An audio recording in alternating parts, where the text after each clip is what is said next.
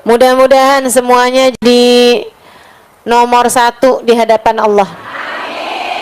Semuanya jadi umat Nabi Muhammad nomor satu insya Allah.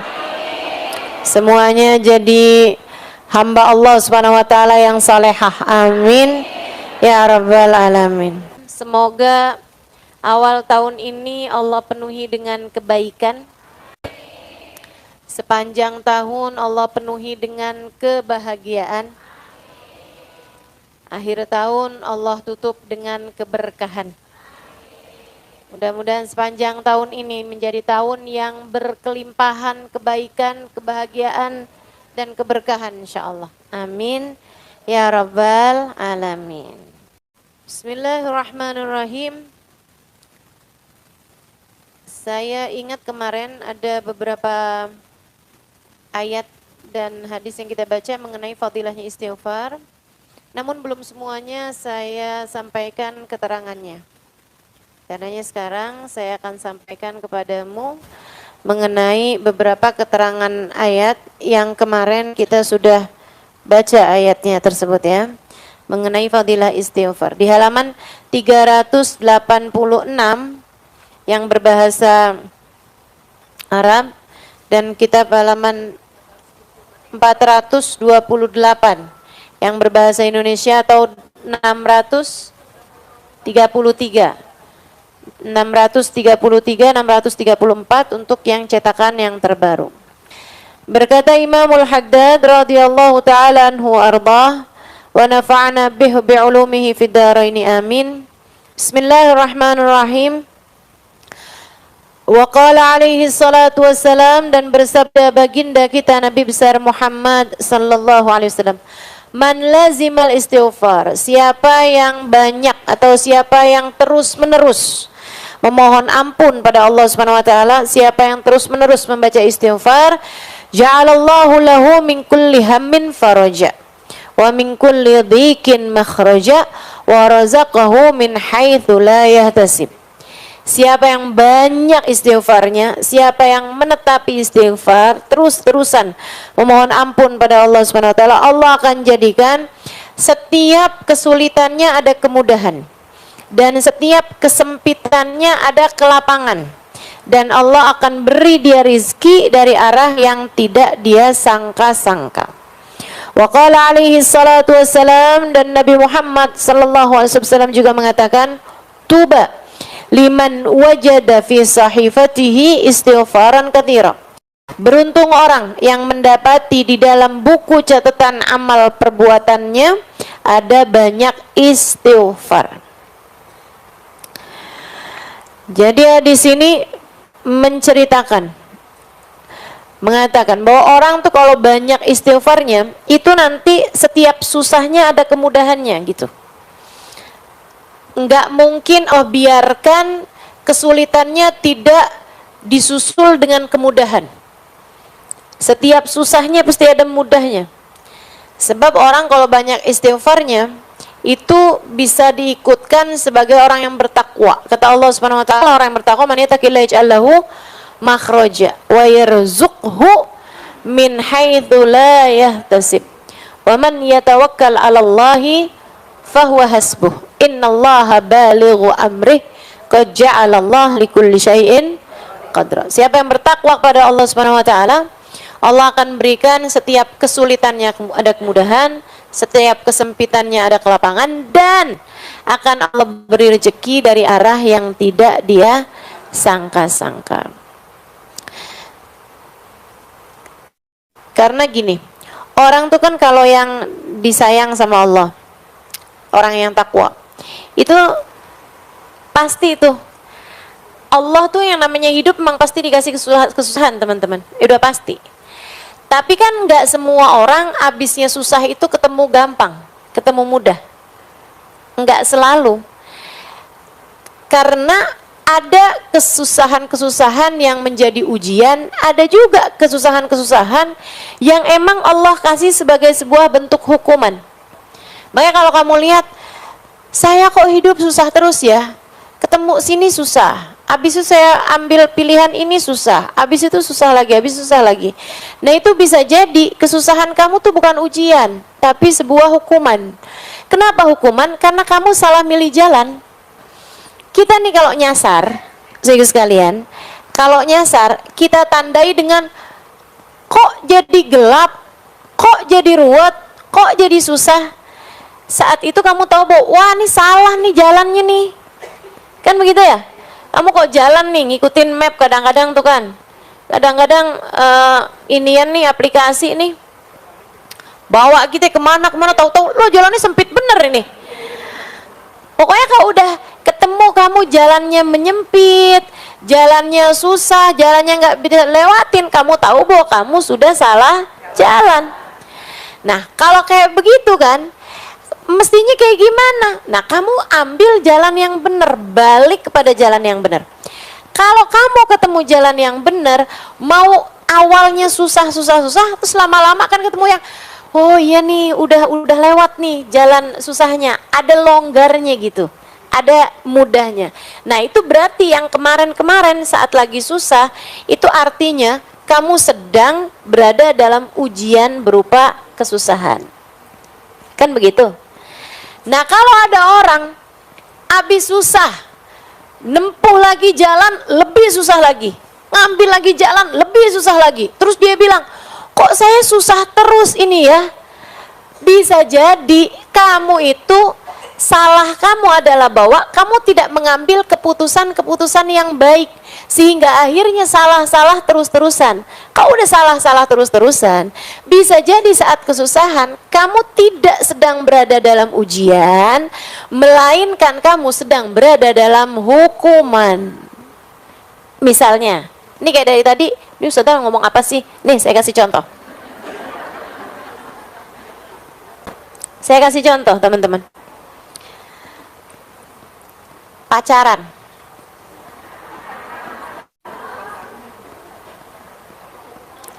Salah apa benar? Salah. Tapi dia ikutin. Akhirnya nauzubillah hamil.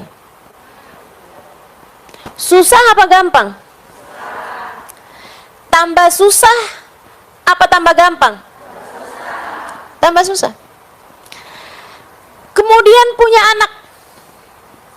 Akhirnya waktu lagi hamil itu karena waduh hamil nih, gimana nih? Ya udah deh, kawin. Kawinnya kan nggak punya pilihan. Kawinlah sama orang yang menghamili itu, kan begitu?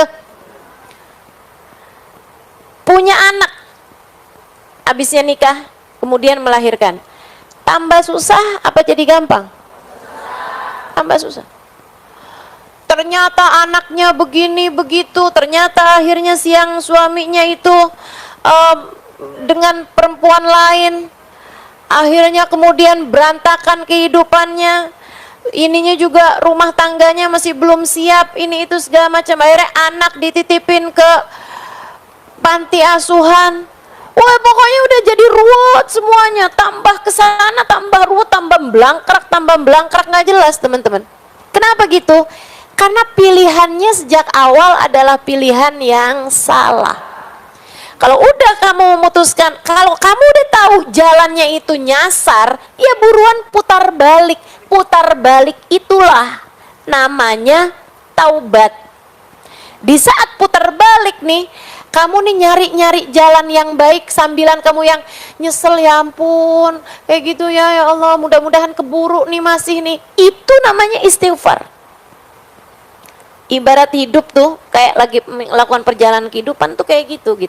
Makanya kenapa orang-orang yang kayak kita ini yang banyak bikin salahnya emang pantas banget untuk banyak minta ampunnya sama Allah Subhanahu wa taala.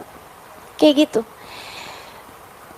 Suami memilih atau suami sedang terfitnah naksir sama perempuan lain, itu susah apa gampang?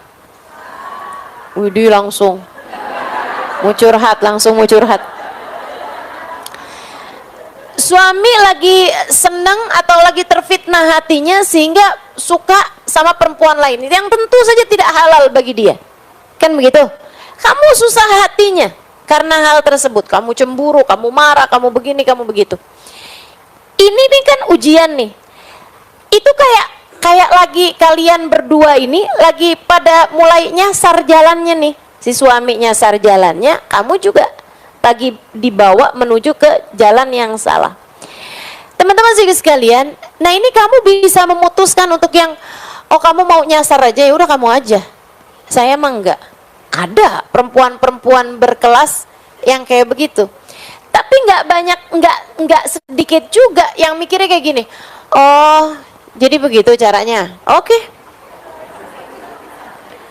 Emang kamu aja yang bisa selingkuh, saya juga. Saya juga masih cukup laku kok. Mendadak langsung, jilbabnya nggak tahu kemana, nyangkut kayaknya nih si jilbabnya. Abis itu kemudian mulai pakai pakaiannya yang terbuka. Nah ini kan namanya kan salah, nyasar, ikutan nyasar juga. Akhirnya kemudian beneran ada yang seneng sama dia, ketemu sama laki-laki yang dia merasa bahwa ini adalah cara saya untuk balas dendam.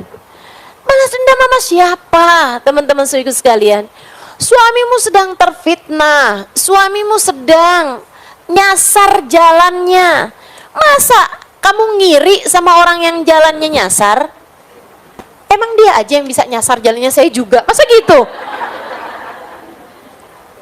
Terus habis gitu, kamu pun juga ikut menempuh jalan yang salah juga. Kemudian tambah banyak salahnya, suamimu terjebak dalam perzinaan, kamunya juga iya. Kemudian kehidupan kayak begitu, di saat ketemu nih, ketemunya cuma sama setan-setannya nih. Suami sama istri kalau udah kayak begitu tuh, itu setannya luar biasa banget. Kenal kan sama setannya, namanya siapa?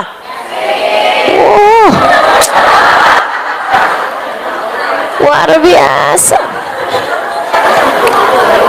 Aduh. Berantakan hidup teman-teman saudaraku sekalian. Berantakan. Jangan kayak begitu. Jangan, ya.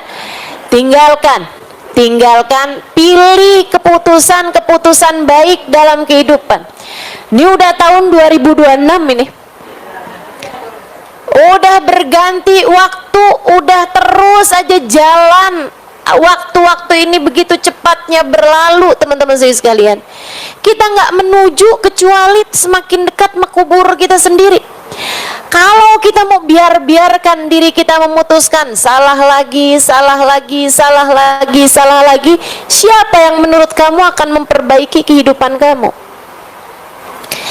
Kalau keputusan yang kamu ambil itu benar, nih, kalau keputusan yang kamu ambil itu benar, lagi susah-susah sekarang, nantinya itu akan ada kemudahan. Tapi kalau udah keputusan yang kamu ambil salah, saudaraku sekalian, kedepannya bakalan lebih ruwet lagi, lebih susah lagi, terus aja begitu, kamu bakalan susah terus hidupnya. Saya kesian sama kamu. Jangan mau hidup kamu susah. Kamu berhak bahagia, kamu berhak senang, dan enggak ada yang bisa nyenangin kamu, enggak ada yang bisa bikin diri kamu bahagia selain Allah. Maka enggak ada yang bisa bikin hidup kita bahagia selain Allah Subhanahu wa taala. Baru kayak begitu salah jawabnya. Nggak ada yang bisa bikin hidup kita bahagia selain Allah Subhanahu wa taala. Karena jangan ngandelin siapapun. Kamu hanya perlu dekat sama Allah. Nah sekarang gimana caranya mau dekat sama Allah nih? Kita udah terlanjur dosa kita udah banyak. Iya, istighfar, mohon ampun sama Allah, pendekatan lagi sama Allah, bersih lagi sama Allah. Kan gitu ya? Deketin lagi Allahnya. Kita seolah berkata, ya Allah, hamba-hamba yang pendosa nih, kayak kita ini seringkali kayak mau deket sama Allah tuh kayak malu gitu, kayak malu. Tapi kalau enggak deket sama Allah, ya kita tambah kotor. Kita kayak seseorang yang datang ke danau yang sangat jernih banget, tapi kita habis jatuh ke lubang, kita habis jatuh ke lumpur, saudara sekalian. Terus kita bilang sama danau itu, ya ampun, betapa inginnya saya mandi dan membersihkan diri saya, tapi saya merasa malu, saya khawatir kotoran-kotoran saya akan dapat mengotorimu. Kamu cakep banget danaunya, indah banget, jernih banget. Saya sebenarnya kepengen mandi, bersih-bersihin diri, karena saya tahu kamu dapat melakukannya. Air yang bisa bersihin kita kan. Tapi kan kita dari kotornya tuh sampai ngerasa, ya ampun, ya apa nggak ngotorin danaunya nih, cakep kayak begini, saya mandi airnya jadi kotor. Tapi danaunya bilang, kalau kamu nggak nyebur, kapan ceritanya kamu bisa bersih? Kemarilah, mandilah, bersihkan dirimu. Sesudah itu, kamu pun akan menjadi bersih. Dan kamu nggak usah perlu malu. Sebab keindahanku, kejernihanku tak akan dapat kamu mengotorinya. Allah kayak begitu. Allah kayak gitu. Malu datang ke Allah bawa dosa lagi, datang ke Allah bawa dosa lagi. Saya suka merasa kayak gitu, ya Allah, kapan ya ceritanya? Kapan ceritanya ada waktu di mana saya bisa datang kepada Allah tanpa mengadukan dosa-dosa saya gitu? Kapan ada ceritanya saya datang kepada Allah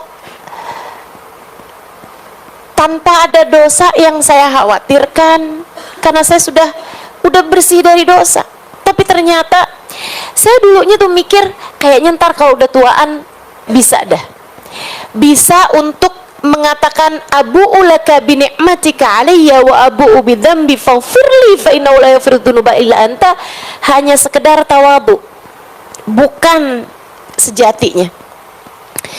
Ya Allah, Kau datang kepadaku dengan bergunung-gunung kenikmatan, sementara aku datang padamu dengan bergunung-gunung dosa. Tapi ya Allah, tak akan ada yang dapat mengampuninya selain Engkau, karenanya ampuni saya ya Allah. Sayyidul Istighfar yang diajarkan Nabi Muhammad SAW. Saya dulu berpikir kayaknya saya mungkin kalau udah tua-tuaan saya bisa ngomong itu, tapi saya merasa bahwa itu adalah bentuk ketawaduan. Aslinya udah terhindar dari dosa-dosa. Tapi nyatanya sesudah setua ini, ternyata kata-kata itu masih menjadi fakta. Bahwa sampai dengan sekarang, tahun berganti, bulan berganti, hari berganti, terus berganti, saya masih mengatakan kalimat tersebut, bukan sekedar bentuk ketawaduan, tapi kesejatian diri ini. Ya Allah, masih malu aja nih saya ya Allah. Ternyata masih bener aja nih ucapan, Engkau datang dengan bertubi-tubi kenikmatan, sementara aku masih terus-terusan datang dengan bergunung-gunung dosa. Tapi tidak ada yang dapat mengampuninya selain Engkau. Karenanya ampuni saya ya Allah. Karenanya ampuni saya ya Allah. Banyakin minta maaf. Seenggaknya orang kalau sering minta maafnya kan mungkin buat dapat ampunannya. Nah, kalau udah dapat ampunan, ini enaknya umat Islam ya. Ini enaknya jadi hambanya Allah. Allah itu teman-teman, Allah itu, kamu punya 100 dosa, datang kepada Allah bertaubat, datang kepada Allah minta ampun, Allah lupakan 100 dosamu hanya karena satu kali datangmu padanya. Kalau orang kebalikannya, kita berbuat baik sama orang 100 kali, begitu kita berbuat salah, orang hanya akan ingat kesalahan kita. Kan begitu?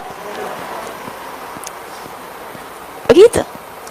Sama orang tuh, orang nggak usah orang, kita juga kayak gitu. Kita ngelihat orang nih baik banget, satu hari kita dengerin aibnya dia, satu hari kita tahu kekurangan dia, satu hari kita tahu kesalahan dia, satu hari kita tahu dosa dia. Itu 100 kebaikan dia kayak hilang aja gitu, kehapus sama satu dosa yang dia perbuat tersebut. Bukan begitu? Ibu-ibu kalau lihat suaminya kan kayak gitu, kebaikan dia sepanjang tahun kayak hilang hanya karena satu kesalahan yang dia perbuat, kan begitu? Manusia kayak begitu teman-teman sekalian. Maka betapa indahnya datang pada Allah Subhanahu wa taala. Betapa indahnya istighfar yang kita lakukan. Betapa pantasnya kita untuk minta ampun sama Allah Subhanahu wa taala. Pantas banget. Orang kayak kita ini enggak ada yang lebih pantas bagi kita selain minta ampun. Salahnya banyak, betul. Dosanya banyak, betul. Aibnya banyak, betul.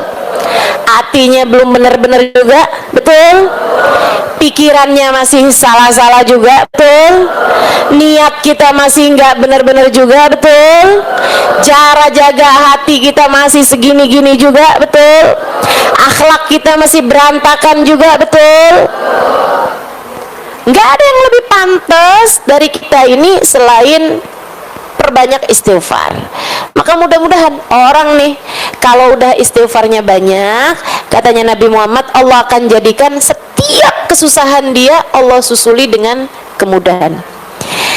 Setiap permasalahan dalam hidupnya Allah akan kasih jalan keluarnya. Dan Allah akan kasih rezeki dari arah yang tidak disangka-sangka. Maka tetaplah memilih kebaikan dan tetaplah meminta ampun atas kesalahan dan dosa-dosa yang telah dilakukan, insya Allah. Dalam hadis yang lain Nabi Muhammad bilang, ini kan untuk urusan dunia nih, pokoknya semua kesusahannya bakal berjumpa kemudahan, semua permasalahannya akan berjumpa jalan keluar. Nah untuk akhirat, tuba liman wajada fi sahifatihi istighfaran katsira. Di akhirat nanti beruntung orang yang ketika buka buku kehidupannya, catatan amal perbuatannya, dia mendapati banyak istighfar di dalam catatan perbuatannya tersebut. Saudara sekalian, ini bisa punya dua makna. Makna yang pertama, ya emang dia banyak istighfarnya. Dia banyak istighfarnya sehingga catatan istighfarnya banyak. Ada ribuan istighfar tiap harinya dia baca. Ada permohonan ampun tiap waktunya dia baca.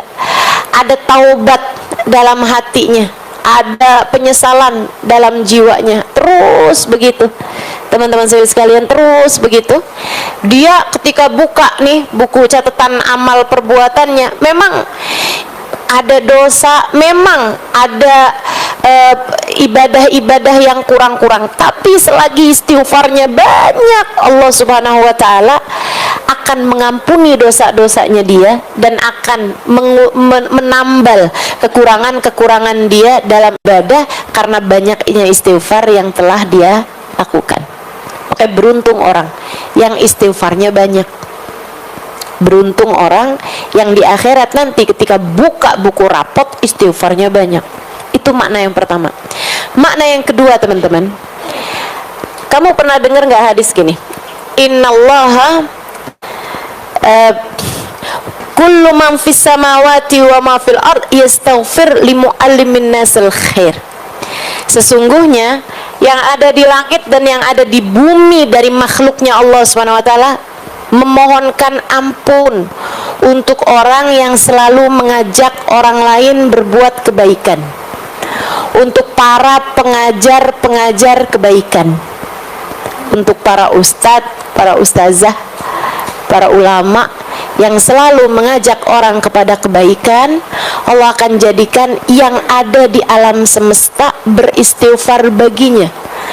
Hattal hitan fil bahr, sampai kepada ikan di lautan.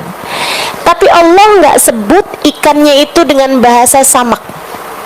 Ini salah satu dari hadis yang saya andalkan, teman-teman, yang saya harapkan.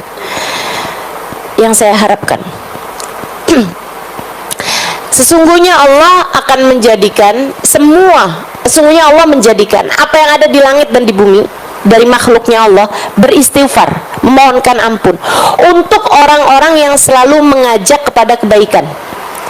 Teman-teman saya sekalian, hatal hitan fil bahr, katanya Nabi Muhammad, sampai ke ikan di lautan. Tapi Allah ketika menyebutkan hitan, ikan, ya, ikannya itu nggak pakai bahasa samak, tapi pakai bahasa hitan. Apa bedanya samak sama hitan, padahal artinya dua-duanya sama-sama ikan? Saudara sekalian, bedanya adalah bahwa samak adalah ikan yang punya lidah. Ikan yang punya lidah. Ikan-ikan banyak kan kayak bandeng, gurame, ikan emas, mujair, ikan dori, ikan tuna, ya, ikan sapu.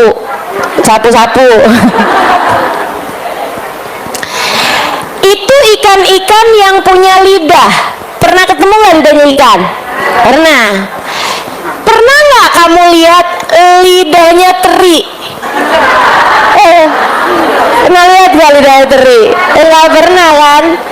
Itu teri bahasanya nggak samak tapi hitan. Kamu pernah nggak lihat lidahnya cumi-cumi? Nggak tahu tuh lidahnya yang mana gitu kan? Kamu pernah nggak lihat lidahnya udang? Nggak tahu lidahnya yang mana tuh udang. Nah itu ikan-ikan yang kamu nggak bisa lihat lidahnya, itu namanya hitan. Nabi Muhammad nyebutin ampe ikan yang nggak punya lidah di lautan beristighfar buat orang yang mengajar kebaikan. Makanya tuh kalau keterima doakan keterima.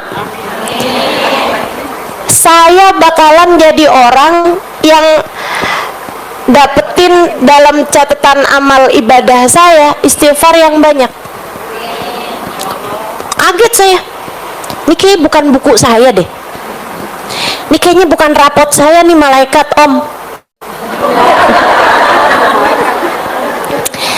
ini kayaknya bukan punya saya deh nih. Kenapa gitu Alimah? Istighfarnya banyak banget, jutaan istighfar, mana keburu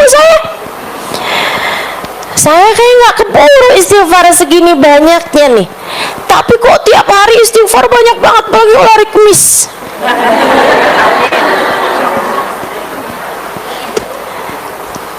Kalau keterima, amin.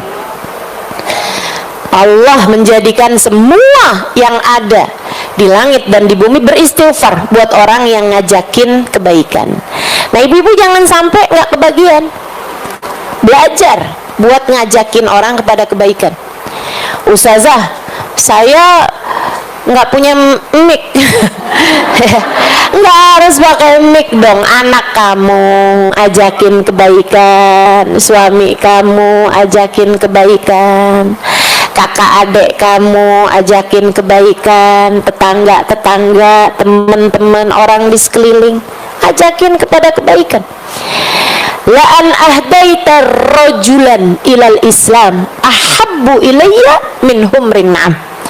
Kamu menjadi sebab hidayahnya seseorang, satu aja, lebih aku sukai, kata Nabi Muhammad, daripada kamu menghadiahi aku rampasan perang berupa kuda-kuda perang berwarna kemerahan.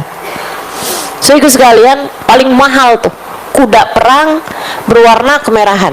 Emang ada Ustazah kuda warnanya merah? Enggak, hitam.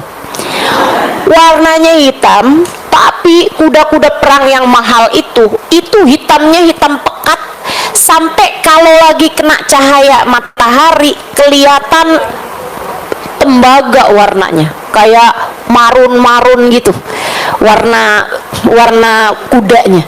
Itu namanya humrin na'am, teman-teman sekalian. Kuda perang berwarna merah, harganya miliaran kalau di uang sekarang, uang kita di Indonesia ini ya, harganya tuh miliaran. Lebih mahal daripada Mercy, mahal tuh, lebih mahal daripada Al-Fatihah. Lebih mahal kuda-kuda perang yang warnanya merah. Nabi Muhammad SAW mengatakan, la an ahdaita rajulan ilal Islam ahabbu ilayya min humrin na'am. Kata Nabi, daripada kamu ngasih hadiah kuda perang berwarna merah, artinya daripada kamu melakukan sesuatu kayak bersedekah, ibarat katanya menghadiahkan sedekahnya itu buat Nabi Muhammad seharga miliaran rupiah gitu ya, misalnya gitu, kamu lebih nyenengin aku, kata Nabi Muhammad, jadi sebab hidayahnya seseorang. Jadi sebab hidayah seseorang tuh nggak harus memasukkan orang ke dalam agama Islam, enggak. Saudara kamu asalnya nggak sholat jadi sholat, kakak kamu asalnya durhaka sama suami jadi istri solehah dengan ajakan kamu. Orang di sekeliling kamu yang asalnya buka-buka aurat kemudian menjadi menutup auratnya, kamu jadi sebab hidayahnya seseorang, itu yang akan menjadi Nabi Muhammad ridho, seneng, cinta sama kamu. Begitu teman-teman. Dan itu kalau kamu memang meniatkan bahwa semua yang kamu lakukan ngajakin orang pada kebaikan, itu bisa termasuk di antara kelompok orang, dan kamu melaksanakan niat tersebut, bisa masuk dalam kelompok orang yang Allah akan menjadikan yang di langit dan di bumi beristighfar untukmu. Seukuran dengan mengajarnya, sama seukuran dengan keikhlasan dia dalam mengajar, teman-teman sekalian, seukuran dengan keikhlasan dia di dalam memberikan pelajaran-pelajaran kebaikan. Mudah-mudahan Allah jadikan kita sungguh-sungguh mendapati dalam catatan amal ibadah kita ada banyak istighfar. Amin. Wa hasbuka fi fadlil istighfar wa manafi'ihi wa fawaidihi qauluhu ta'ala wa ma kana Allahu mu'adzibahum wa hum yastaghfirun. Dan Allah Subhanahu wa taala tidak akan mengazab satu kaum selagi mereka beristighfar. Ayatnya itu diawali dengan wa ma kana Allahu liya'adzibahum wa anta fihim wa ma kana Allahu mu'adzibahum wa hum yastaghfirun. Kata Allah Subhanahu wa taala, wa ma kana Allahu mu'adzibahum wa anta fihim. Kami tidak akan mengazab satu kaum, Allah tidak akan menurunkan azab kepada satu kaum selagi engkau wahai Nabi Muhammad berada di antara mereka. Kami tidak akan mengazab suatu kaum selagi mereka selalu beristighfar. Waktu Nabi Muhammad meninggal dunia, ada banyak para sahabat menangisi ayat ini. Ada banyak para sahabat menangisi ayat ini. Mereka bilang, ya Allah, kita sekarang sudah kehilangan satu sebab terangkatnya azab, yaitu baginda Nabi Muhammad SAW. Kita harus menguatkan yang satu lagi, yaitu istighfar. Itu sebabnya wali-walinya Allah SWT, terutama di zaman-zaman akhir, mereka itu teman-teman saudaraku sekalian lebih memilih untuk diangkatnya azab dari umat dibandingkan dengan tampaknya karomah mereka. Mereka daripada kelihatan kekeramatannya, bisa ini bisa itu, mereka lebih memilih gak usah ya Allah, gak usah kau perlihatkan keramat kami kepada orang-orang, jadikanlah kemuliaan kami adalah terangkatnya azab kepada umat ini ya Allah. Sehingga sekalian yang saya muliakan, waktu Nabi Muhammad ada di atas muka bumi ini dari barat ke timurnya aman dari segala azab. Nggak pernah ada ceritanya turun azab semasa Nabi Muhammad ada di bumi. Kata guru saya Sayyidil Habib Umar bin Hafid, li ajlil ain qurratil Madinah, li ajlil ain qurratil Madinah, hanya agar menenangkan hati seseorang Allah mengangkat azab dari seluruh kota. Hanya agar tenang hati, tenang sepasang mata, hanya agar damai sepasang mata, Allah Subhanahu wa taala mengangkat azab dari seluruh penjuru bumi.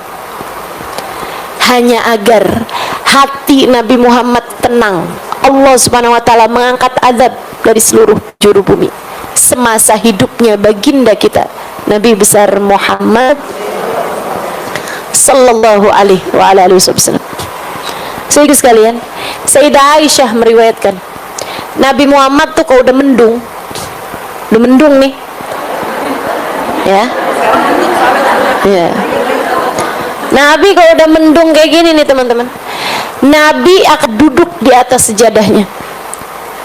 Beliau beristighfar. Beliau berdoa sampai hujan air turun atau sampai mendungnya hilang. Ketika ditanya, kenapa ya Rasulullah? Nabi Muhammad menjawab, aku khawatir Allah murka kemudian menurunkan hujan api di atas kita.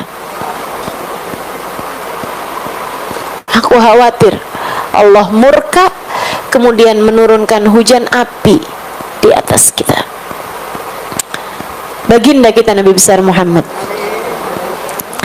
wa maka Allahu mu'adzibahum wa anta fihim. Allah bilang, kami tidak akan menurunkan azab kepada siapapun wahai Nabi Muhammad selagi kamu ada di atas muka bumi. Keberadaan Nabi jagain bumi teman-teman, sampai wafatnya Nabi Muhammad sallallahu alaihi wasallam. Zamannya Sayyidina Umar bin Sayyidina Abu Bakar As-Siddiq, bumi damai, tenang, nggak pernah ada apa-apa. Sampai di masa kekhalifahan Sayyidina Umar bin Al-Khattab alaihi ridwanullah, satu waktu terjadi gempa.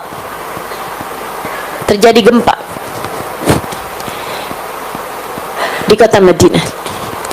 Sayyidina Umar keluar bawa pecut. Kemudian dia hentakkan, dia pukulkan pecut tersebut, dibawa cambuk, dipukulkan cambuk itu ke atas bumi.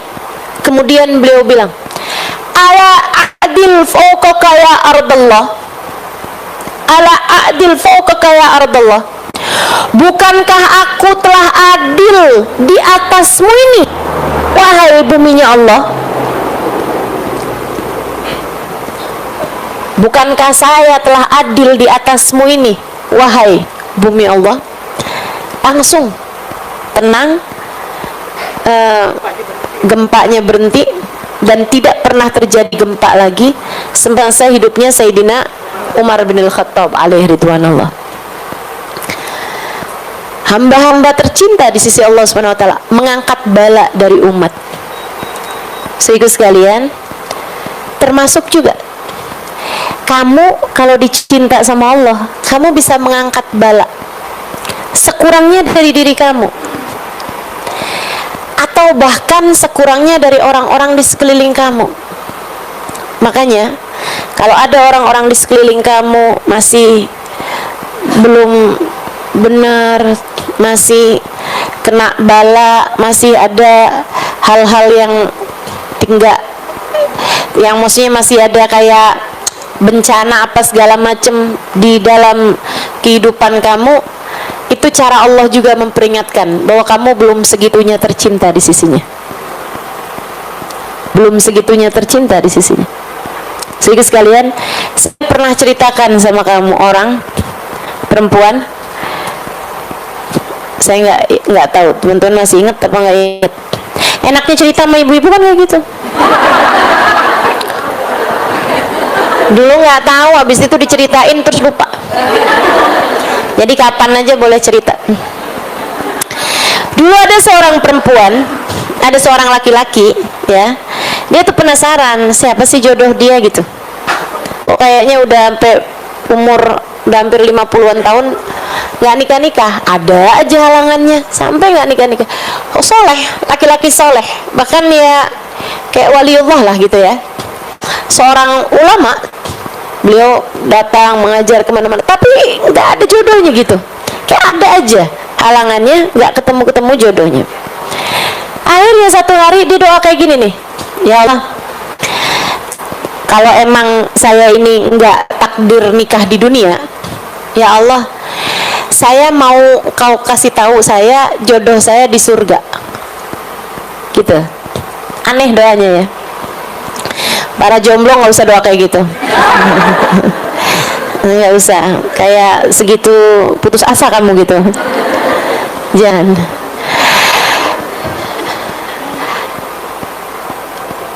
Malam-malam hari dia mimpi diberitahu ini adalah istri kamu di surga gitu. Namanya Fulanah bintu Fulan al-Fulani di daerah Fulani gitu. Dikasih tahu sampai tempatnya segala. Dia pun ada ngajar, ada dakwah gitu ke daerah tersebut. Ya. Saat dia pergi ke kota itu, misalnya gitu, kasih tahu jodoh kamu nih dari Bogor misal gitu ya. Pas dia lagi di Bogor itu, habis selesai majelis dia nanya, ada yang kenal nggak sama Fulanah bintu Fulan al-Fulan? Nggak ada yang kenal. Besoknya dia pergi ke Jonggol misal, maksudnya itu Bogor tapi yang dalamnya gitu, dalamnya lagi, kampungnya lagi gitu. Nah di sana dia nanya lagi gitu, habis selesai dia nanya, ada nggak yang kenal sama Fulana bintu Fulan al-Fulan? Habis selesai majelis ya, ada tuh pemuda, dia bilang saya kenal tapi ada ya Syekh nanyain tentang dia. Kenapa emangnya? Itu Syekh seorang perempuan penggembala kambing, tinggal di lereng gunung, lereng bukit, nggak punya tetangga, nggak punya apa-apa. Perempuan aneh yang kayaknya sebatang kara juga gitu, kayak kita semua nggak ada yang tahu juga kehidupan dia kayak gimana, sebatang kara aja gitu di rumahnya dia gitu. Jarang-jarang komunikasi, kayak kholwat aja gitu sendirian di rumahnya. Oh, di mana rumahnya? Kasih tahu rumahnya. Besoknya siang-siang gitu ya, pergilah ke sana. Pergi ke sana kelihatan tuh atas satu lereng gunung ada satu rumah itu aja. Mau masuk ke dalam rumah, dia heran sama sebuah pemandangan. Apa itu? Ada serigala sama kambing lagi elus-elusan, lagi sayang-sayangan. Pikiran kamu jangan kotor, sayang-sayangan kayak ibu sama anaknya gitu, kayak ibu sama anaknya gitu kan suka lihat tuh anak kambing, apa namanya, kucing lagi dielus-elus sama emaknya kan gitu tuh. Nah ya, kayak gitu loh. Tapi ini serigala sama kambing, aneh banget kan dia ngeliat pemandangan itu. Akhirnya dia ketok pintu. Assalamualaikum ya Fulanah bintu Fulan al-Fulani, sebutin namanya. Gak ada jawaban. Assalamualaikum ya Fulanah bintu Fulan al-Fulani. Gak ada jawaban juga. 3 kali. Assalamualaikum warahmatullahi wabarakatuh ya Fulanah bintu Fulan al-Fulani. Dalam nyaut suara perempuan. Waalaikumsalam warahmatullahi wabarakatuh ya Fulan bin Fulan al-Fulani. Tahu juga dia. Yang datang siapa dia tahu. Warahmin inda babi, dan pergilah dari pintuku, bukan di sini tempat kita bertemu. Cik.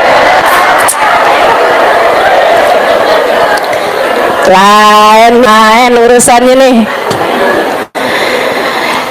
Jadi si perempuan yang didatangi udah tahu kalau yang datang adalah calon suaminya, tapi di surga. Makanya dia bilang bukan di sini tempat kita bertemu. Kita dijodohinnya nggak di dunia nih, kita dijodohinnya ntar di akhirat. Pergilah dari pintuku ini. Terus adik-adik jomblo jadi pada mikir nih. Saya doa juga ya. Tunjukkan saya ya Allah siapa jodoh saya ya Allah. Habis itu ketemu kamu adalah jodohku.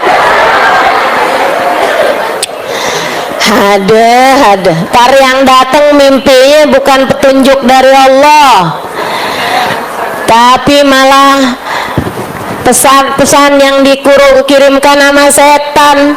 Nah itu jangan sampai juga kejadian kayak gitu. Laki-laki tersebut menjawab, marhaba, baiklah, saya akan pergi dari pintumu. Memang bukan di sini tempat kita bertemu, tapi saya cuma mau nanya satu hal sama kamu. Udah terlanjur kesini, saya harus dapat ilmu nih. Jadi seenggaknya datang untuk menuntut ilmu. Dia bilang, kalau boleh saya tahu, saya dapetin ada serigala saling sayang sama kambing. Kambingnya nggak kabur sama tuh serigala, serigalanya nggak nerekam tuh kambing. Kalau boleh saya tahu, apa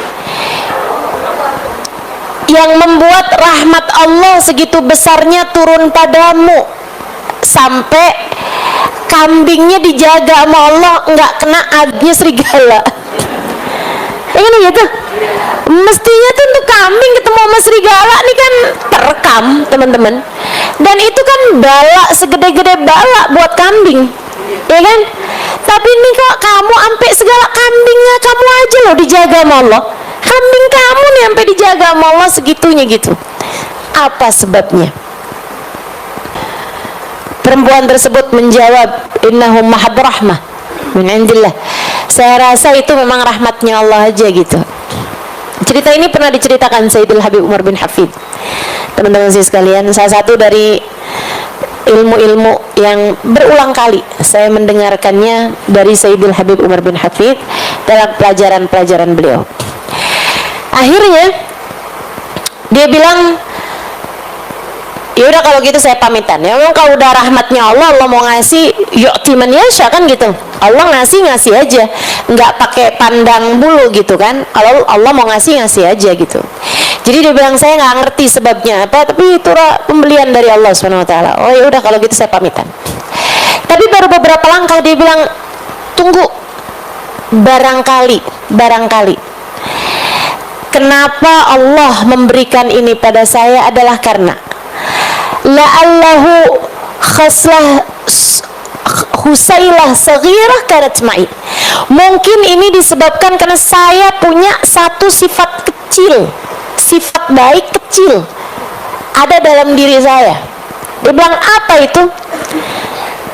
Saya kalau sedang berada dalam panas tidak berharap dingin. Saya kalau berada dalam dingin tidak berharap panas. Saya kalau sedang berada dalam keadaan lapang tidak berharap sempit, dan sempit tidak berharap lapang. Saya kalau lagi nggak punya duit nggak berharap punya duit, kalau punya duit nggak berharap nggak punya duit. Kalau yang kedua gampang, tapi yang pertama itu yang repot. Saya kalau sedang sehat nggak berharap sakit, ya iya. Tapi saya kalau sedang sakit pun saya tidak berharap sehat. Saya tahu apapun yang Allah Subhanahu wa Ta'ala tetapkan adalah yang terbaik, sehingga saya menerimanya dengan penuh sukacita. Saya rasa itulah sebabnya kenapa Allah Subhanahu wa Ta'ala menurunkan rahmatnya pada saya. Laki-laki tersebut mengatakan, innahu laisat khusailah, innaha khaslah kabirah. Itu sih bukan sifat kecil, itu adalah sifat besar yang tidak dimiliki kecuali oleh para hamba-hamba terkasih, tercinta di sisi Allah. Kamu bagaimana? Ya Allah, terima tuh, gampang. Maksudnya orang yang hidupnya pandai menerima keputusan-keputusannya Allah Subhanahu wa taala, ridho sama keputusan Allah, Allah pun mudah untuk ridho kepada hamba tersebut. Nih teman-teman sekalian, sebab diangkatnya azab. Jadi ada orang-orang di atas muka bumi ini yang menjadi sebab diangkatnya azab. Perempuan ini nih jadi sebab diangkatnya azab kepada binatangnya, bahkan kambingnya aja sampai Allah angkat azabnya di itu yang seharusnya pantas-pantasnya didapat ketika berjumpa sama serigala, begitu kan? Jadi sekalian, waktu Sayyidina Umar bin Abdul Aziz hidup dan memerintah khilafah Islamiyah, enggak ada kambing diterkam serigala sekekuasaan beliau. Coba tuh liatin. Emang kalau pemimpin baik tuh pengaruhnya buat umat tuh besar sekali. Maka kita doakan mudah-mudahan Allah kasih pemimpin baik buat kita. Dan kalau ada pemimpin jahat, mudah-mudahan biarkan mereka berhadapan dengan Allah Subhanahu wa taala. Biarkan Allah Subhanahu wa taala yang menyingkirkannya dari kita tanpa repot-repot usaha kita untuk menyingkirkannya. Amin. Amin ya rabbal alamin. Saudara sekalian yang saya muliakan, ini nih Sayyidina Umar bin Abdul Aziz. Makanya satu waktu ada serigala mendapati kambingnya diterkam, ada penggembala mendapati kambingnya diterkam sama serigala. Dia lagi di tengah-tengah gembalaannya, dia dapetin ada yang teriak kenceng banget, dia samperin ke sana, ternyata salah satu kambingnya diterkam sama serigala. Beliau langsung pegang kepalanya seraya mengatakan, "Mat Amirul Mukminin ya Nas, mata Amirul Mukminin Umar bin Abdul Aziz. Ayo kita semuanya pergi ke kota. Amirul Mukminin Umar bin Abdul Aziz meninggal dunia." Dan benar. Sebab semasa hidupnya Amirul Mukminin Umar bin Abdul Aziz jadi penyebab Allah angkat bala dari semua negerinya. Rakyatnya semua dijaga Allah Subhanahu wa taala karena keadilan, kesolehan, rahmat yang Allah Subhanahu wa taala berikan kepada Sayyidina Umar bin Abdul Aziz. Subhanallah. Jadi hari di mana kambing itu dimakan oleh serigala, hari itulah menjadi petanda bagi penggembala kambing bahwasanya Umar bin Abdul Aziz meninggal dunia. Sedikit sekalian, kita nggak mau lagi mengoreksi penguasa-penguasa kita.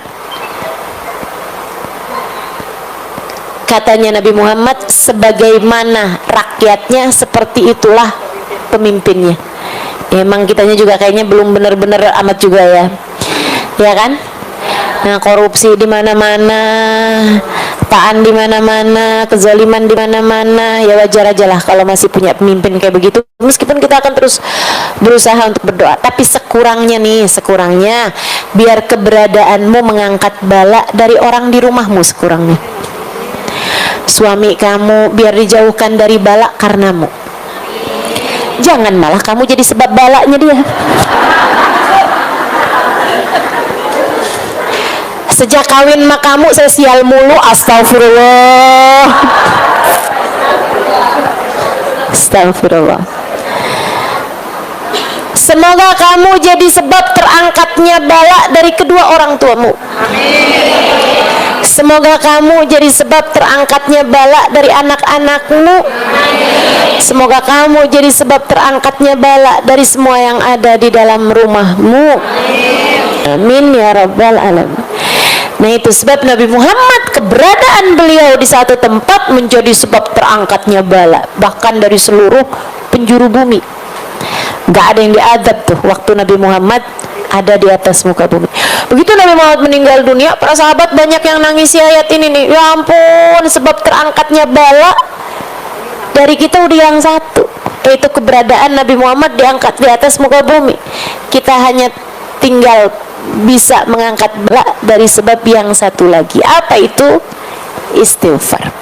wa ma kana Allahu mu'adzibahum wa hum yastaghfirun, dan Allah tidak akan menurunkan azab kepada satu kaum selagi mereka mustaghfirun, yastaghfirun, selagi mereka selalu beristighfar. Ini Allah nggak bilang hum mustaghfirun dan mereka adalah orang-orang yang beristighfar, karena orang-orang yang beristighfar akan tetap disebut beristighfar selagi mereka memperbanyak istighfar walaupun sedang tidak beristighfar. Atau Allah juga nggak bilang wahum istighfaru, dan mereka telah memperbanyak istighfar, enggak, tapi Allah bilang wahum yastaghfirun. Nah, ini fi'il mudhari'. Ini agak repot ya saya neranginnya, tapi nggak apa-apa, tetap harus saya terangin biar siapa tahu di sini ada yang belajar nahu, belajar soroh, belajar fadilatul ma'ani, gitu ya. Fadilahnya makna-makna itu fi'il mudhari', teman-teman, punya faidah lil istimrar, punya faidah lil istimrar, punya arti senantiasa.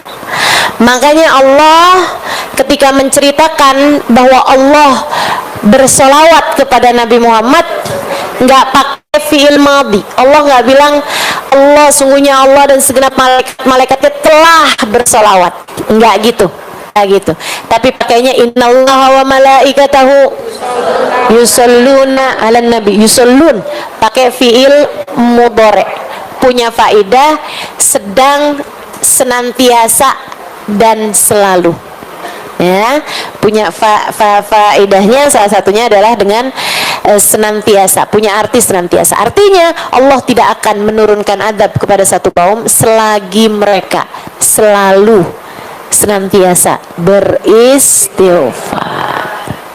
Istighfar yang banyak, biar Allah angkat azab dari dirimu, karena dosa-dosa ini pantas bikin kita diadab sama Allah.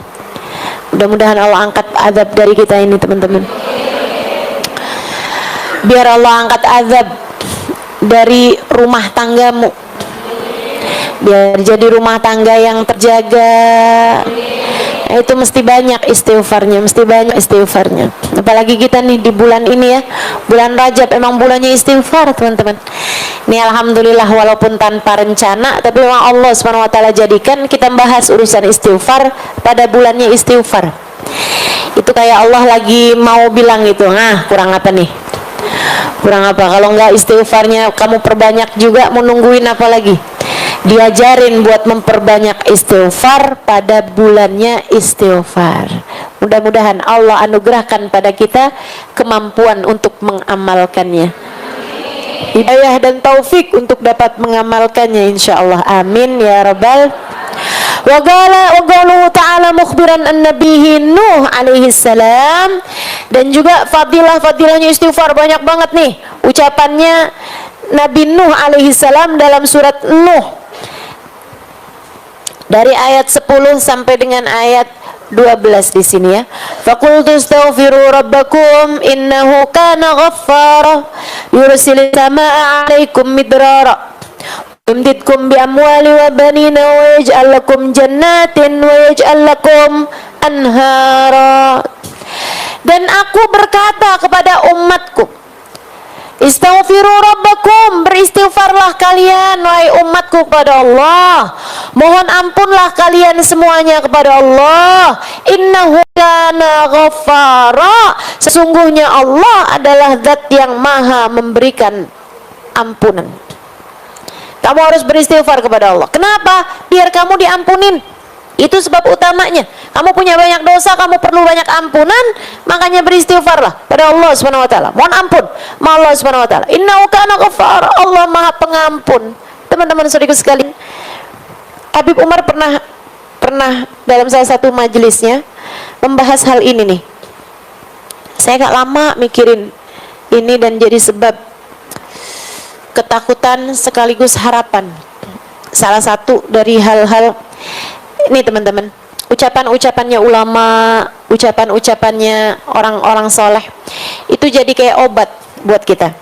Ada seorang sahabat saya bilang, dia bilang subhanallah, memang ucapan orang soleh, ucapan ulama itu jadi kayak obat buat kita. Kita nih kadang-kadang kayak ibu-ibu nih, kayak nerima ilmu, asal jangan pakai penolakan ya. Asal kayak hati kamu tuh jangan ada keraguan-raguan terhadap apa yang saya ajarkan, gitu kan? Jangan sampai ada di hati kamu, sudah lima nih ngomong, saya ngomongnya doang. Emang ustadznya sekarang udah kayak gimana sih?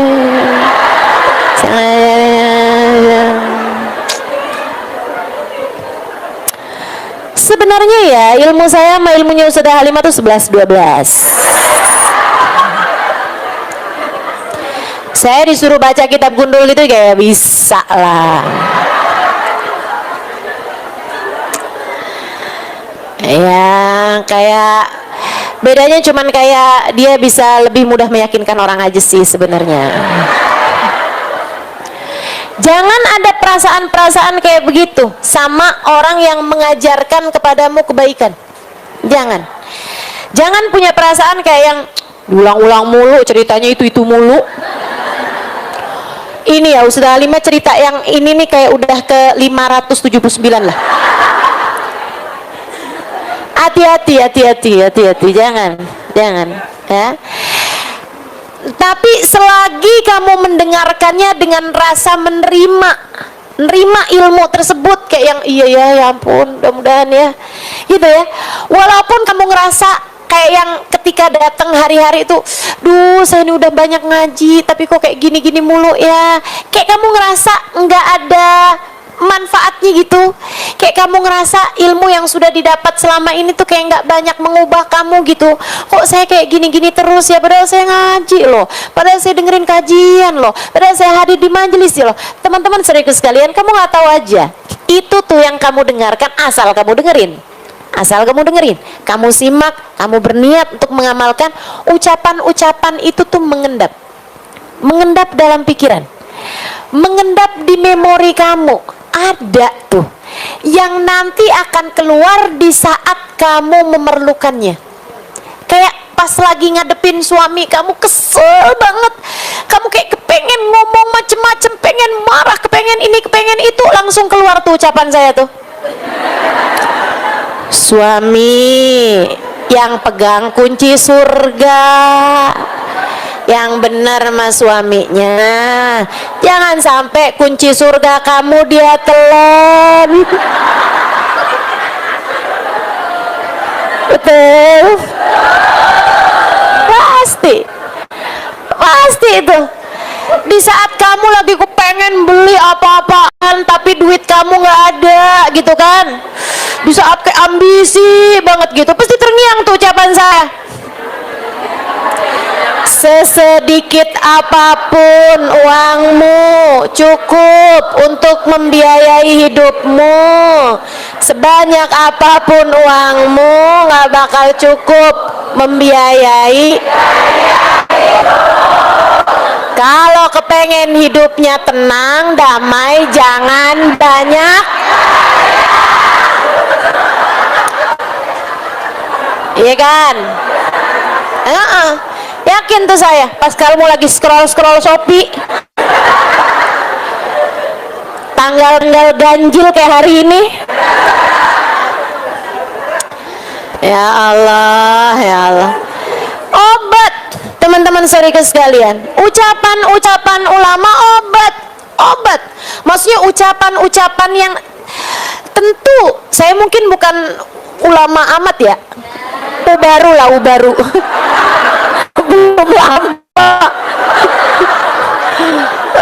lama masuk baru. Tapi itu kan saya mengucapkannya berdasarkan ilmu, jadinya jadi obat, begitu kan ya. Kalau pas kamu lagi kesel anak nih, kayak kamu masukin lagi ke perut gitu,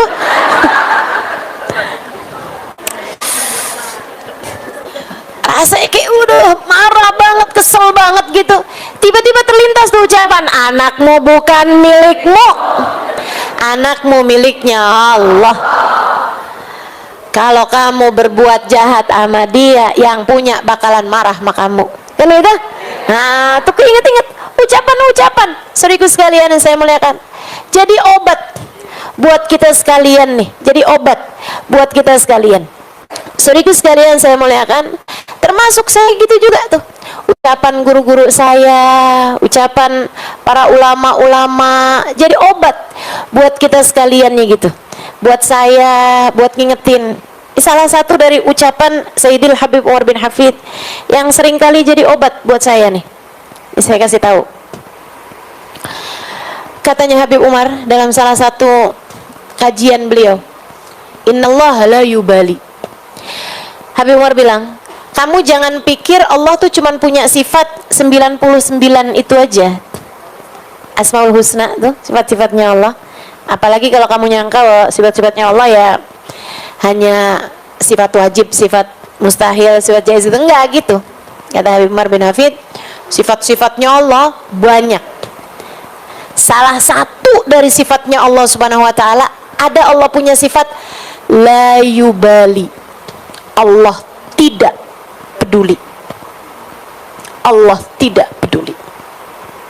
Salah satu sifatnya Allah adalah la yubali, Allah tidak peduli. Allah tidak peduli nih teman-teman saya sekalian. Allah nggak peduli kamu anaknya siapa.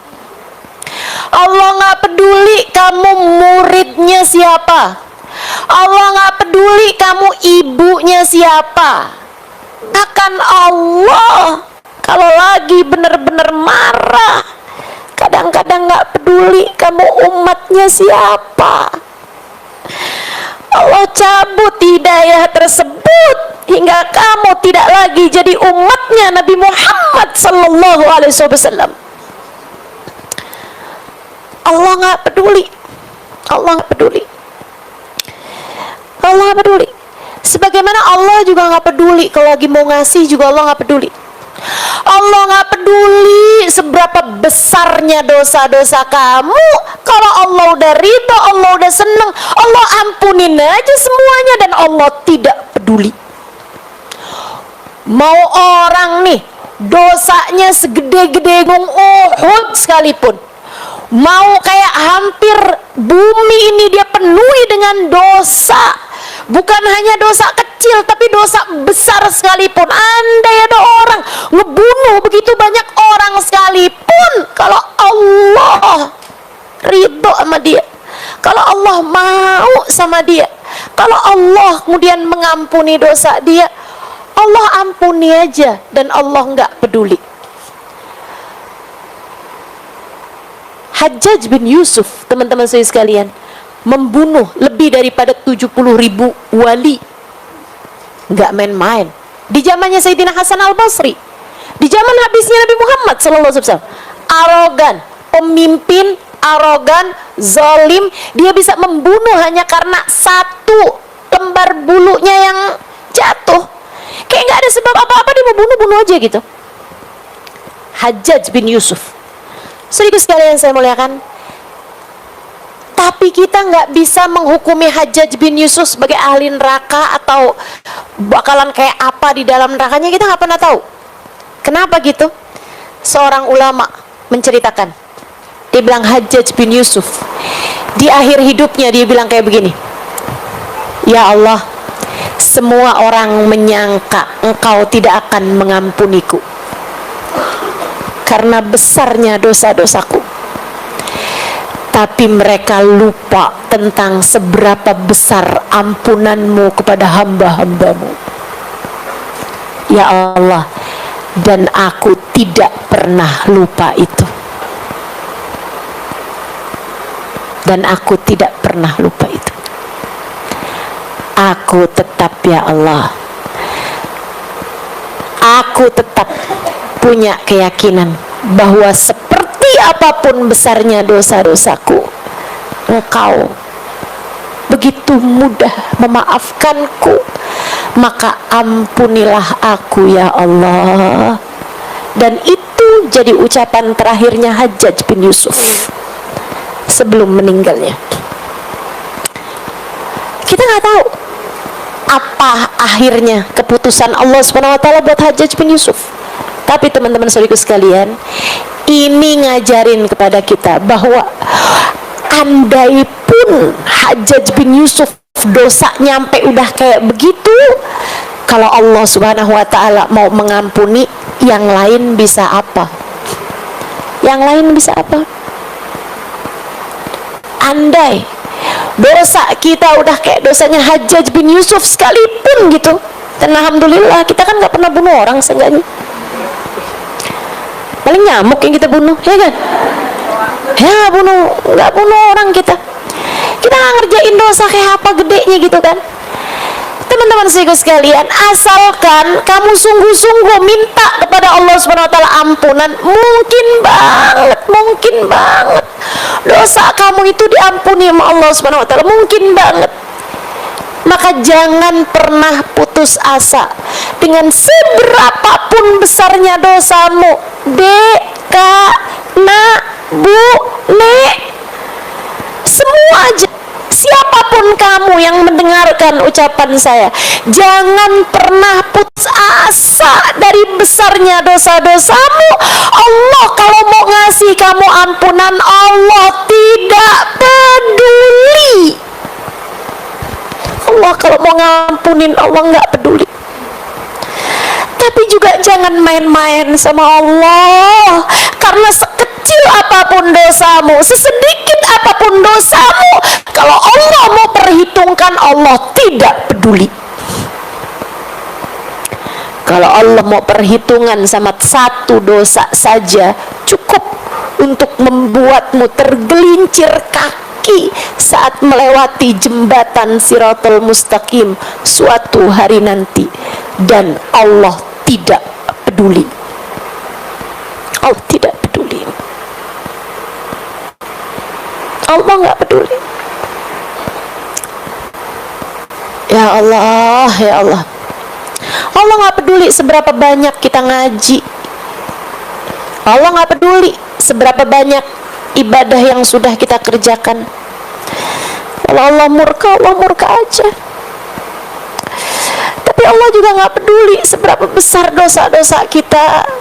Kalau Allah mau kesian sama kita, Allah mau rahmati kita, Allah mau sayangi kita, Allah juga nggak peduli. Mudah-mudahan ucapan Sayyidil Habib Umar ini sebagaimana bisa jadi obat buat saya kalau lagi datang ujub. Ya Allah, Allah nggak peduli loh. Seberapa besar kamu udah ngajar, seberapa banyak kamu udah pergi kemana-mana, kalau Allah nggak peduli, Allah nggak peduli aja. Jadi obat mudah-mudahan penyakit kita. Jadi obat juga kalau kita lagi kayak putus asa, orang kayak saya gitu, ngarepin begini, ngarepin begitu. Orang kayak kita dosanya banyak, tapi kita ngarepin ntar di akhirat ketemu sama Nabi Muhammad, kira ada nggak pantas gitu. Tapi kan Allah nggak peduli. Tapi Allah nggak peduli. Mudah-mudahan Allah tidak peduli kepada dosa-dosa kita, aib-aib kita, buruknya akhlak kita. Semoga Allah tetap berkenan untuk memberi kepada kita. Amin ya rabbal alamin. Astaghfiru rabbakum innahu kana ghaffara. Beristighfarlah kalian kepada Allah Tuhan kalian, sesungguhnya Allah Subhanahu wa taala Maha mengampuni dosa. Yursilis sama alaikum midrara. Allah bisa banget nurunin hujan dengan sangat deras di saat musim kemarau tiba. Kalau kalian lagi musim kemarau, kemudian lama nggak turun-turun hujan, ya Allah gimana nih Allah, gimana nih Allah? Astaghfiru rabbakum, minta ampun sama Allah Subhanahu wa taala biar Allah turunkan hujan. Nah kayak kita juga, kita berharap bukan hujan air udah banyak ya. Kita minta sama Allah Subhanahu wa taala hujan berkah, hujan rahmat, hujan ampunan, hujan hidayah, hujan hadiah-hadiah dari Allah Subhanahu wa taala. Semoga diturunkan kepada kita insyaallah sepanjang tahun ini insyaallah, penuh dengan fujatil khair, penuh dengan hadiah-hadiah yang menyenangkan, penuh dengan kejutan-kejutan indah dari Allah Subhanahu wa taala buat kita sekalian insyaallah. Amin ya rabbal alamin. Yumditkum bi amwal. Allah karuniakan anak-anak, Allah karuniakan harta kepada kalian, Allah karuniakan anak-anak kepada kalian, kalian yang saleh-salehah. Wa ja'alakum jannat, Allah berikan kepada kalian jannatin, kebun-kebun, semuanya pada buah-buahannya, tumbuh bunga-bungaannya yang indah. Wa yaj'alakum anhara, Allah alirkan sungai-sungai yang indah untuk kalian semuanya. Artinya kedamaian, keindahan bisa dengan mudah Allah Subhanahu wa taala berikan kepada kita selagi kita senantiasa memohon ampunan kepadanya. Insya Allah. Terus itu sering-sering minta ampun sama Allah Subhanahu wa taala. Sering-sering minta ampun sama Allah Subhanahu wa taala. Habis salat kita bilang astagfirullah, astagfirullah, astagfirullah. Dikit-dikit astagfirullah, ya Allah ampuni, ya Allah ampuni, ya Allah ampuni. Bangun tidur istighfar, mau tidur istighfar, dalam berbagai macam keadaan. Emang paling bagus banget tuh 3 hal itu. Katanya ini juga nih ucapan yang obat ini ya, Sayyidil Habib Zain bin Smith. Kata Habib Zain, orang zaman sekarang nih selamatnya dengan 3 hal. Orang zaman sekarang selamatnya dengan 3 hal. Apa tuh Bib? Sedekah fis sirri wal i'lan. Banyakin sedekah, baik sedekah yang rahasia ataupun sedekah yang terang-terangan ya. Banyakin sedekah, itu sedekah ngangkatin bala, bisa jadi sebab keselamatan kita. Kemudian yang kedua, kathratul istighfar, banyakin istighfar, banyakin istighfar. Kasratus sadaqah fis sirri wal i'lan, kasratus sadaqah fis sirri wal i'lan. Kemudian lagi yang keduanya tadi kathratul istighfar, banyakin istighfar. Dan yang ketiganya kathratus salah ala Nabil Mukhtar, perbanyak membaca salawat pada baginda Nabi besar Muhammad sallallahu alaihi wasallam. 3 hal tersebut kalau kamu perhatikan jalan hidup kamu nih, 3 hal ini, insya Allah banyak kemungkinan selamatnya hidup kita di atas muka bumi ini. Mudah-mudahan bisa diamalkan, amin ya rabbal alamin. Wassallallahu ala sayyidina Muhammadin wa ala wasallam. Alhamdulillahirabbil alamin. Bulan Sya'ban. Nah, ini ya, kita di bulan Rajab banyak istighfar. Pokoknya terus aja tuh kerjain tuh yang habis subuh sama habis maghrib. Kemudian lagi yang hari-hari kita juga perbanyak minta ampun sama Allah. Di majelis-majelis belakangan ini juga saya sering membahasnya masalah perbanyak istighfar dan taubat pada Allah Subhanahu wa taala. Minta ampun sama Allah Subhanahu wa taala. Lagi kumpul-kumpul banyak orang, banyakin minta ampun sama Allah. Kamu juga habis selesai sholat malam, minta ampun sama Allah buat kamu, buat orang-orang di rumah kamu, buat keluarga kamu, buat sahabat-sahabat, buat semua umat Islam. Doain biar semuanya pada diangkat semua sama Allah Subhanahu wa taala, diampuni dosa-dosanya insyaallah, amin ya rabbal alamin. Dan karena nanti masuk bulan Sya'ban, teman-teman saya sekalian, bulan Sya'ban itu katanya Sayyidil Habib Zain bin Smith, Habib Zain mengibaratkannya sama pengantin ya. Kata Habib Zain, ini kayak ibarat pengantin tuh bulan Rajab, bulan bersih-bersih, bulan mandi, bulan cakep-cakepin diri deh, bulan bersih-bersihin kotoran-kotoran, daki-daki ini semua nih, keringet-keringet ya. Nah, kalau kita mau jadi pengantin tuh kan ada namanya di spa, di sauna, di tangas, di lulur, di ratus, di apaan aja tuh kan, buat katanya biar keringet-keringetnya, daki-dakinya pada keluar, begitu kan ya, buat bersih-bersihin badan, dimandiin, pakai bunga berapa macam rupa, kayak sabun berapa macam inian gitu kan, wangi-wangiin, dibersih-bersihin kan begitu. Nah, kalau masuk bulan Sya'ban, syahrut tahalli. Jadi bulan Rajab syahrut takhalli, bulan bersih-bersih, bulan ngosong-ngosongin dari dosa-dosa, bulan nyapu-nyapu, bulan nyapu-nyapu, ngangkatin sampah-sampah. Itu pada bulan Rajab. Teman-teman sekalian, sebulan, mudah-mudahan jadi bulan yang cukup untuk Allah Subhanahu wa taala melihat kesungguh-sungguhan kita dalam mohon ampun pada Allah Subhanahu wa taala. Kemudian masuk bulan Sya'ban, syahrut tahalli, bulan berhias. Bulan Rajab bulan berhias, bulan Sya'ban bulan berhias. ibarat pengantin, kamu udah mulain tuh pilih-pilih bajunya yang mau dipakai, gitu kan? Mulai hias-hias, mau nyari muak, kan itu ya? Nyari sendalnya, nyari sepatunya, nyari ininya, nyari hiasan-hiasan rumahnya. Kita berhias-hias nih, mulai nih ngecat temboknya rumah kita, mulai ngecat, bagus-bagusin kamar, mulai berhias-hias. Kita di bulan Sya'ban, nanti bulan suci Ramadan, bulan mulai naik ke pelaminan, bulan kamu bersanding dengan Allah Subhanahu wa ta'ala. Karenanya yang enggak bersih-bersih di bulan Rajab kayak orang jadi pengantin tapi baru habis jatuh ke lumpur. Jangankan pasanganmu, ama satpam aja kamu udah diusir dari gedungnya. Siapa nih? Lumpur semua di badannya, terus mau naik ke pelaminan, ya nggak bisa, teman-teman sekalian, nggak keterima.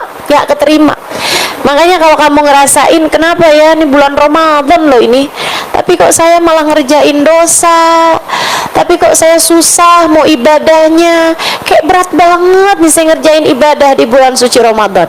Itu teman-teman, karena kamu nggak cukup persiapannya.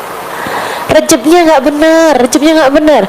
Makanya guru saya Kiai Haji Maimun Zubair, beliau bilang, liatin orang kalau bagus rejebnya bakalan bagus Ramadannya.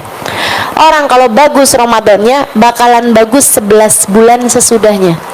Makanya kamu kalau kepengen benerin nih sepanjang tahun nih bakalan bener mulai nih dari bulan Rejeb ini nih. Kamu benerin diri di bulan Rejab, ntar bener bulan Ramadannya. Kalau bulan Ramadannya bener, Ramadan ila Ramadan kafarah lima bainahuma. Bulan Ramadan ke bulan Ramadan berikutnya ngapusin dosa di antara tengah-tengahnya. Ngejagain 11 bulan sesudahnya dengan bagusnya Ramadan kita. Teman-teman sekalian, yuk kita belajaran nih, insyaallah mudah-mudahan. Bulan Rajab istighfar, taubat, minta ampun sama Allah Subhanahu wa taala, bersih-bersih dari segala dosa, ninggalin dosa, minta maaf sama orang-orang yang pernah kita zalimi nih di bulan Rajab. Nanti masuk bulan Sya'ban, bulan kita berhias. Maksudnya gimana Ustazah? Bu, Kak, Dek, Nak, berhias pakai apa? Sebenarnya bukan pakai apa, tapi pakai siapa? Hiasan semesta, bahjatud dunya wazinatuha, keindahan semesta dan hiasan terindah di semesta bernama Sayyiduna Muhammad. Sayyiduna Muhammad. Kamu pengen berhias, menghiasi diri kamu biar cantik, biar patut, biar pantas, biar enak dilihat sama Allah Subhanahu wa taala. Kamu mesti miripin diri kamu sama Nabi Muhammad sallallahu alaihi wasallam. Kamu mesti deketin diri kamu sama Nabi Muhammad sallallahu alaihi wasallam. Bulan Sya'ban, bulan kamu mendekat kepada baginda Nabi besar Muhammad sallallahu alaihi wasallam. Deketin Nabi.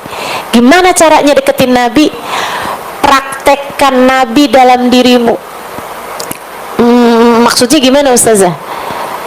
Akhlaknya coba pakai dalam akhlakmu. Akhlaknya Nabi memaafkan, belajar buat mudah maafin orang. Akhlaknya Nabi gak marah walaupun ada orang berbuat kayak gimana sama beliau. Belajar buat gak gampang marah, belajar buat gak gampang tersinggung. Pakai akhlak Nabi dalam diri kamu. Pakai sunnah-sunnah Nabi dalam dirimu. Nabi Muhammad salah satu sunnahnya mudah tersenyum. Ini hal kecil kayaknya, tapi nggak kecil kalau kamu ketika melakukannya niat kamu memiripkan diri kamu sama Nabi Muhammad, sehingga senyum kamu nggak pakai tanggal. Sama suami senyumnya nggak pakai tanggal, nggak pakai abis ngeliat angka di transferan kamu baru bisa senyum, nggak pakai gitu. Karena senyum kamu nggak terkait sama yang itu, senyum kamu terkait sama baginda Nabi besar Muhammad sallallahu alaihi wasallam yang telah mensunnahkan tersenyum kepada kita sekalian. Kata para sahabat, faqad ra'ayna ma ra'ayna ahadan. Saya udah perhatiin semua orang, saya nggak pernah lihat ada orang senyumnya lebih banyak dan lebih indah daripada baginda Nabi besar Muhammad sallallahu alaihi wasallam. Nggak ketemu orang senyumnya lebih manis daripada Nabi Muhammad. Nggak ketemu orang senyumnya lebih sering, lebih banyak daripada baginda Nabi Muhammad sallallahu alaihi wasallam. Teman-teman saya sekalian, kita mungkin nggak bisa nyontoh manisnya senyumnya Nabi. Emang mukanya emang udah manis kan Nabi? Kita ini kan emang udah segini-gininya gitu kan. Tapi sekurangnya kita bisa nyontoh seringnya senyumnya Nabi, banyaknya senyumnya Nabi Muhammad. Belajar buat sering senyum. Bulan Sya'ban, ya sebelum itu juga kita udah latihan duluan ya kan begitu ya. Nah nih kita menyambut bulan Sya'ban dengan belajar sedikit demi sedikit sunnah Nabi kita praktekkan. Senyum sama anak-anak kita, senyum sama suami kita, senyum sama saudara-saudari kita. Saudaraku sekalian, Nabi Muhammad bilang, apabila dua orang bertemu salaman, turun 70 rahmat kepada dua orang tersebut. Ketemu ucap salam, salaman, betul ya? Syaratnya laki-laki sama laki-laki, perempuan sama perempuan, gitu kan? Jangan kamu salah-salahkan inian saya ini ya, kajian saya. Itu teman-teman saudara sekalian, kata Nabi Muhammad turun 70 rahmat untuk keduanya. Sahabat nanya, baginya gimana tuh Rasul? Separoh-separoh? Kata Nabi enggak, 69 buat yang paling banyak senyum di antara keduanya. Jadi kamu kalau udah salaman sama orang, kamu udah senyum, dia nggak balas senyum, jangan sedih, kamu malah bersyukur. Alhamdulillah 69 rahmat, saya borong semuanya, saya borong semuanya. Senyum, ibtisamak ala wajhi akikal mu'min, sedekah. Senyummu di wajah seorang mukmin bernilai sedekah, kata baginda kita Nabi besar Muhammad sallallahu alaihi wasallam. Dan lebih daripada itu semuanya teman-teman saya sekalian, berhias dengan Nabi Muhammad adalah dengan memperbanyak berselawat kepada baginda kita Nabi besar Muhammad. Makanya bulan Sya'ban para ulama menyebutnya sebagai Syahrus Salah ala Nabil Mukhtar, yaitu bulannya kita bersolawat kepada Nabi Muhammad sallallahu alaihi wasallam, biar juga ngepasin ucapannya Nabi Muhammad, wa Sya'ban syahri, Sya'ban adalah bulanku, dan ngepasin juga fakta bahwasanya firman Allah Subhanahu wa taala yang berbunyi, a'udzubillahi minasyaitonirrajim, bismillahirrahmanirrahim, innallaha wa malaikatahu ya ayyuhalladzina amanu wasallimu taslima. Firman tersebut turun pada bulan Sya'ban. Maka bulan Sya'ban, bulannya kita mendekat kepada Nabi Muhammad dengan kita melaksanakan sunnah-sunnahnya Nabi, dengan kita belajar mempraktekkan akhlaknya Nabi dalam kehidupan, dan juga dengan kita memperbanyak bersolawat kepada Nabi besar Muhammad sallallahu alaihi wasallam. Lebih lagi kita mengajak orang kepada kebaikan, sebab kan caranya bikin Nabi Muhammad senang adalah dengan kita mengajak orang kepada kebaikan. La an ahdaita rajulan ilal Islam ahabbu ilayya min humrin na'am. Kamu menjadi sebab hidayah seseorang, satu orang aja lebih aku sukai, kata Nabi Muhammad, daripada kamu menghadiahi aku kuda-kuda perang berwarna merah, harta rampasan berupa kuda perang berwarna merah. Nah ini mudah-mudahan kita dapat mengamalkannya insya-Allah, sehingga masuk bulan suci Ramadan kita udah pantas bersanding, sehingga ketika masuk bulan suci Ramadan, saat kita puasa, Allah memandang kita dengan cinta. Saat kita buka puasa, Allah mengabulkan doa-doa kita. Saat kita terawih, Allah menerima semua amal ibadah kita. Saat kita baca Al-Quran, Allah memandang kita dengan pandangan kasih sayang. Indah Ramadan untuk orang-orang yang masuk Ramadan dalam keadaan penuh kesiapan, yaitu dengan bersihin diri di bulan Rajab, berhias diri pada bulan Sya'ban. Rabbana zalamna anfusana wa illam taghfir lana wa tarhamna lanakunanna minal khasirin. Rabbana atina fid dunya hasanah wa fil akhirati hasanah wa qina adzabannar. Fadhi subhana rabbika rabbil izzati amma yasifun wa salamun alal mursalin walhamdulillahi rabbil